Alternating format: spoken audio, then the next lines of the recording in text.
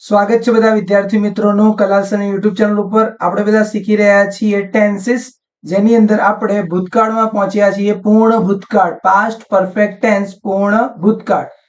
ભૂતકાળની અંદર કે છે કે ભૂતકાળની પહેલાનો ભૂતકાળ એટલે કે પાસ્ટ પરફેક્ટ ટેન્સ. ભૂતકાળમાં કોઈ ચોક્કસ સમય વિશે વાત કરવા માટે એના મતલબ કે તમારે બે વાક્યોની જરૂર પડશે. કેટલા? બે વાક્યોની. એક સાદા ભૂતકાળની અને એના પહેલાના ભૂતકાળની. એટલે એવું કહેવાય છે પાસ્ટ પરફેક્ટ ટેન્સ એટલે શું?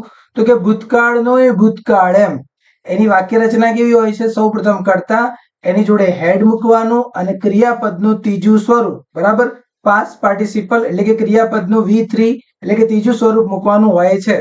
હવે V3 એટલે થાય શું? તો પહેલા V3 આપણે શીખી લઈએ, બરાબર? તો V3 જે છે પાસ્ટ પરફેક્ટ ટેન્સની અંદર V3 નો ઉપયોગ થાય છે. તો ગો એટલે જવું, વેન્ટ એ એનું ભૂતકાળ છે અને V3 કયું કહેવાય? આને કહેવાય. ગોન એ V3 છે. પછી આવે છે ઈટ એટલે ખાવું, પછી એટ એનું ભૂતકાળ છે અને ઇટન એટલે આપણે અત્યારે આ ત્રીજો શબ્દ જે છે ને V3 છે એ જ કામમાં આવવાનો છે. વિઝિટેડ, રીડ જે છે રીડ એનું ભૂતકૃદન શું થતું હોય છે? રેડ, પણ સ્પેલિંગ એનું એ જ રહે છે. પછી કમ, કેમ, કમનું ભૂતકૃદન શું થાય? કમ જ થાય છે. લીવ, લેફ્ટ, લેફ્ટ લીવ નું ભૂતકૃદન શું થાય છે? લેફ્ટ જ થાય છે. એટલે કે બંને લેફ્ટ ના સ્પેલિંગ એના એ જ આવે છે. ભૂતકાળ અને ભૂતકૃદન બંને સેમ જ છે. રાઇટ, રોટ અને ભૂતકૃદન શું થાય? રિટન. ઓકે, તો આ રીતે આપણે આજે છેલ્લા નંબરમાં જે લખેલા છે એ બધા જ શું છે? ભૂતકૃદન છે. શું છે? ભૂતકૃદન. હવે આપણે વાત કરીએ પૂર્ણ ભૂતકાળના વાક્યોની. પાસ્ટ પરફેક્ટ ટેન્સ એટલે કે પૂર્ણ ભૂતકાળ એટલે કે ભૂતકાળનો એ ભૂતકાળ. બે ક્રિયા થવી જોઈએ. પહેલી ક્રિયા, ધ થીફ હેડ એસ્કેપ્ડ. આ પહેલી ક્રિયા છે. વેન ધ પોલીસ અરાઇવ્ડ એટલે કે પોલીસ આવી ગઈ હતી, બરાબર? આવી ભૂતકાળ જ છે. પોલીસ આવી ગઈ હતી. અરાઇવ્ડ પણ એના પહેલા એક ઘટના બની હતી. કઈ ઘટના બની હતી? The thief had escaped. ચોર જે હતા એ એના પહેલેથી ભાગી ગયા હતા.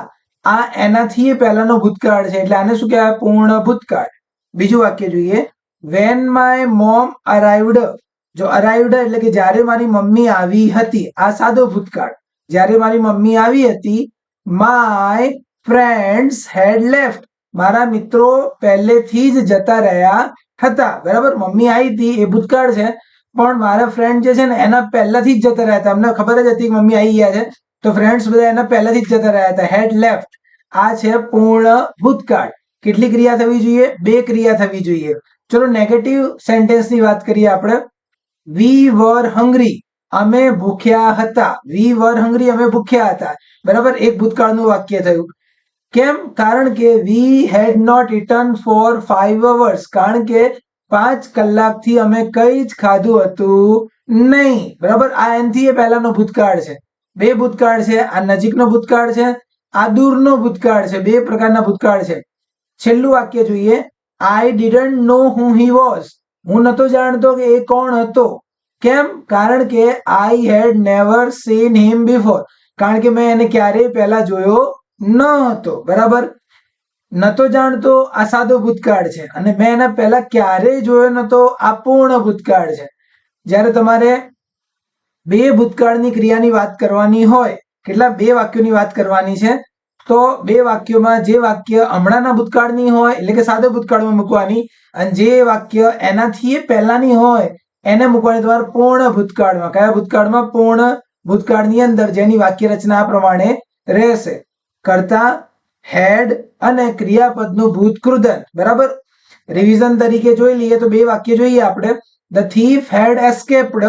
ચોર ભાગી ગયા હતા. When the police arrived. જ્યારે પોલીસ પહોંચી. બંને વાક્ય ભૂતકાળના જ છે, પણ એક વાક્યને મેં પૂર્ણ ભૂતકાળ બતાવ્યું છે એટલે કે ભૂતકાળનો એ ભૂતકાળ, અને બીજું વાક્ય શું છે? સાદો ભૂતકાળ. When my mom arrived. જ્યારે મારા મમ્મી આવ્યા હતા, એટલે આ બી ભૂતકાળ જ છે. પણ એના પહેલા શું થયું હતું? My friend head left. મારા મિત્રો બધા ત્યાંથી નીકળી ગયા હતા. આ એનાથી એ પહેલાનો ભૂતકાળ. ઓકે, આ રીતે આપણે પૂર્ણ ભૂતકાળ અહીંયા આગળ પૂરો થાય છે. ફરીથી મળીશું, ભણતા રહીશું.